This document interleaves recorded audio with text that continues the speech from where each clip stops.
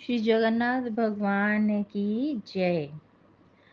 जगन्नाथपुरी में जब हम सिंह द्वार से मंदिर के अंदर प्रवेश करते हैं, तो सर्वप्रथम हमें पतित पावन जगन्नाथ भगवान जी के दर्शन होते हैं। जो साइड में एक विंडो में आप सभी भक्तों ने दर्शन किए होंगे, जगन्नाथ जी के सिंह द्वार से जो सामने ही दर्शन देते हैं, उन भगवान जी का नाम है पतित पावन। क्या लेकिन आप जानते हो कि पतित पावन भगवान जी वहां पर कैसे विराजमान हुए और किनके लिए आए थे? भगवान जगन्नाथ जी इतने दयालु हैं कि अपने भक्तों को दर्शन देने के लिए मंदिर के गर्भगृह से बाहर भी आ जाते हैं। ऐसा उन्होंने महाराज गजपति रामचंद्र देव द्वितीय महाराज थे एक जगन्नाथपुरी के, जिनका नाम था गजपति रामचंद्र देव। उनके लिए किया था, जो उस समय के तत्कालीन राजा थे। राजा रामचंद्र देव भगवान जगन्नाथ जी के एक समर्पित भक्त थे। समर्पित भक्त का अर्थ होता है कि हम हर कुछ उनको समर्पित करके करते हैं। हम कोई भी कार्य करते हैं, जैसे हम मंदिर की सफाई करते हैं तो भी हम प्रभु के लिए करते हैं। हम अगर बाजार में सामान भी लेने जाते हैं तो हम प्रभु के लिए लेके आते हैं। हम अपना दैनिक कार्य भी करते हैं तो भी हम प्रभु के लिए करते हैं। तो वो एक समर्पित भक्त थे। कौन? राजा रामचंद्र देव। नित्य प्रति मंदिर आना और प्रभु के दर्शन करना, ये उनका नित्य कर्म था। उन्होंने ये नियम लिया हुआ था कि मुझे प्रतिदिन भगवान जी के दर्शन करने ही करने हैं। उस समय मुगलों का जोर पूरे भारत में बहुत अधिक था और जगह-जगह पर वो लड़ाई झगड़ा करते थे और लड़ाइयाँ कर कर के वो हिंदू मंदिरों को तोड़ते थे, फिर वहाँ पर अपना कब्ज़ा करते थे। तो उस समय मुगलों का जोर पूरे भारत में बहुत अधिक था।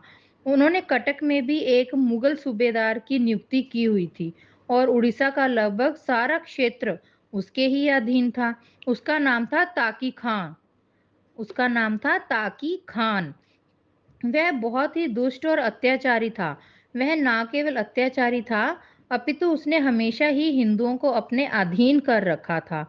हिंदू धर्म व हिंदू मंदिरों को नष्ट करना ही उसका एकमात्र उद्देश्य था। अब उसकी कुदृष्टि श्री जगन्नाथ जी के मंदिर पर ही लगी रहती थी। दोपहर 1 में उसने पुरी पर हमला कर दिया। पुरी क्षेत्र में एक तूफानी युद्ध आरंभ हो गया। राजा रामचंद्र देव की अथक प्रयास के पश्चात भी वे ताकी खान से हार गए। इतना ताकतवर था ताकी खान कि राजा भी हार गए। अब रामचंद्र देव हार से इतने चिंतित नहीं थे कि जितना उनको मन में ये बात का भय था कि अब जगन्नाथ जी मंदिर का क्या होगा। कहीं ताकी खान जगन्नाथ जी के मंदिर को ना तोड़ दे, कहीं वो भक्तों को मंदिर में दर्शन करने के लिए रोक ना लगा दे। राजा को अब इस बात की चिंता थी कि कहीं ताकी खान भगवान जगन्नाथ जी को न नुकसान पहुंचा दे।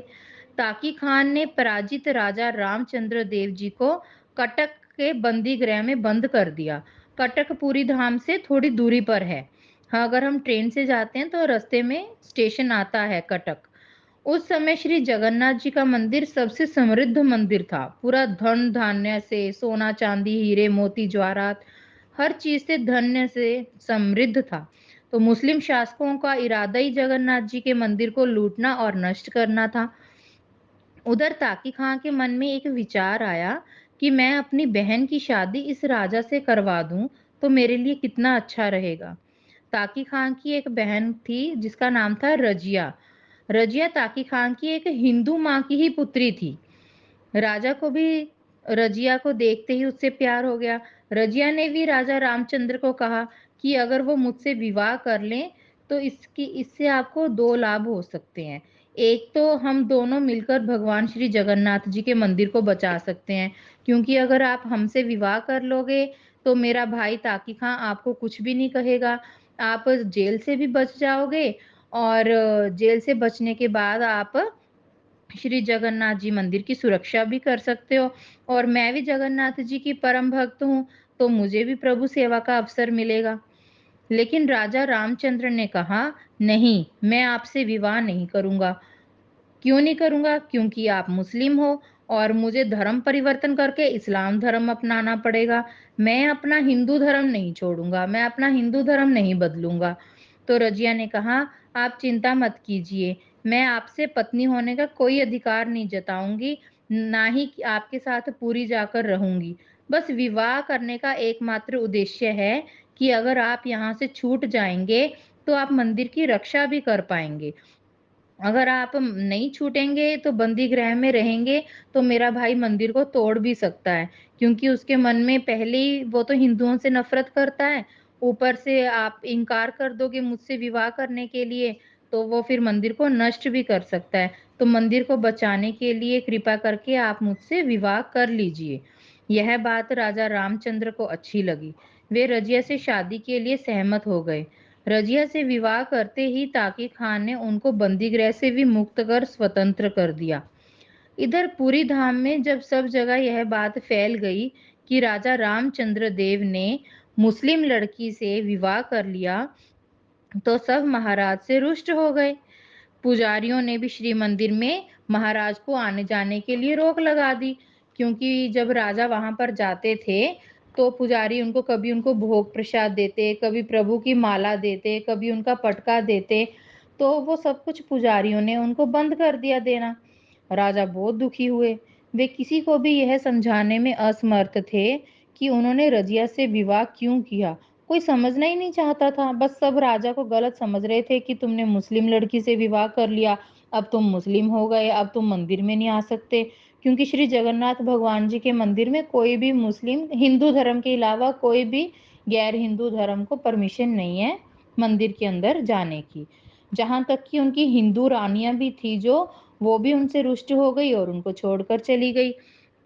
राजा सप्ताह में एक बार रजिया को मिलकर आते थे कटक जाके, किंतु उनका मन इस बात से हमेशा दुखी रहता कि वे अपने आराध्य श्री जगन्नाथ जी को नहीं देख पाते थे। रात्रि के अंधकार में वे सिंह द्वार पर जाते और प्रभु दर्शन की आशा में और उनके वियोग में जोर जोर से रोते। महाराज से भी उनकी यह स्थिति देखी नहीं जा रही थी। जो महाप्रभु थे हमारे श्री जगन्नाथ जी, उनसे भी उनकी यह स्थिति देखी नहीं जा रही थी।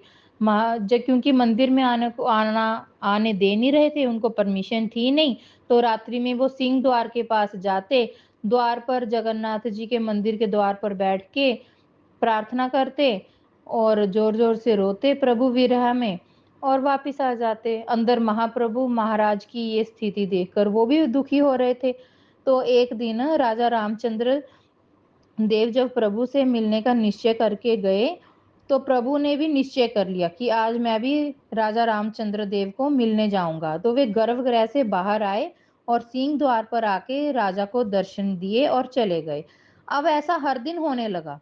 हर रोज़ रात को जो रामचंद्र देव थे राजा, वो प्रभु के दर्शन करने के लिए जाते और श्री जगन्नाथ भगवान गर्भगृह से निकलकर द्वार पर उनको मिलने आते। अब क्या होता कि जैसे ही प्रभु गर्भगृह से लेकर द्वार तक आते, कभी उनके फूल गिरते जगह-जगह, कहीं उनका पटका गिर जाता, कहीं उनका आभूषण गिर जाता और प्रभु जाके विराजमान हो जाते। एक दिन क्या हुआ कि प्रातः जब मंदिर में पुजारी आते तो वो देखते कि कुछ तो ऐसा रोज हो रहा है कि गर्भगृह से लेकर द्वार तक प्रभु का कुछ ना कुछ गिरा हुआ होता है। इट मीन्स प्रभु किसी ना किसी को दर्शन देने के लिए द्वार तक रोज आते हैं, लेकिन किसे दर्शन देते हैं, लेकिन प्रभु रोज किससे मिल रहे हैं। इस बात की पुष्टि करने के लिए एक दिन मुख्य पुजारी वहीं रुक गए। कह रहे मैं आज रात में मंदिर में ही रुक जाता हूँ। मैं आज रात में मंदिर में रुक के देखूंगा कि किसको दर्शन देने के लिए प्रभु द्वार तक आते हैं। और वही हुआ। अब रात होते ही महाप्रभु गर्भगृह से निकलकर राजा रामदेव को दर्शन देने के लिए आए। तो पुजारी जी ने कहा, जय जय, ये सब क्यों प्रभु? आपको इतना श्रम क्यों करना पड़ रहा है? महाप्रभु ने राजा रामचंद्र की मुस्लिम शादी की विवशता और प्रभु के प्रति उनकी आस्था और प्रभु का उनके लिए प्रेम सारा कुछ पुजारी को समझाया और उनको आदेश किया कि यहाँ सिंह द्वार पर ही मेरा एक छोटा सा गर्भगृह बना दिया जाए, जिससे मेरे वो सारे भक्त जो किसी भी कारण से मंदिर के भीतर प्रवेश नहीं कर पाते, उनको मैं वहीं से दर्शन दे सकूंगा।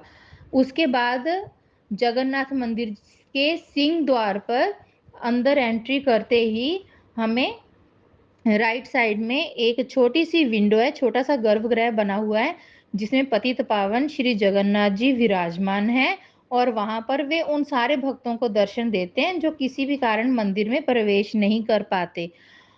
और इसीलिए प्रभु को हमेशा कहा जाता है कि वो बहुत दयालु हैं, वो पतितपावन हैं, इसलिए हमारे प्यारे जगन्नाथ जी के लिए एक बार प्रेम से बोलिए, श्री पतितपावन जगन्नाथ जी की जय।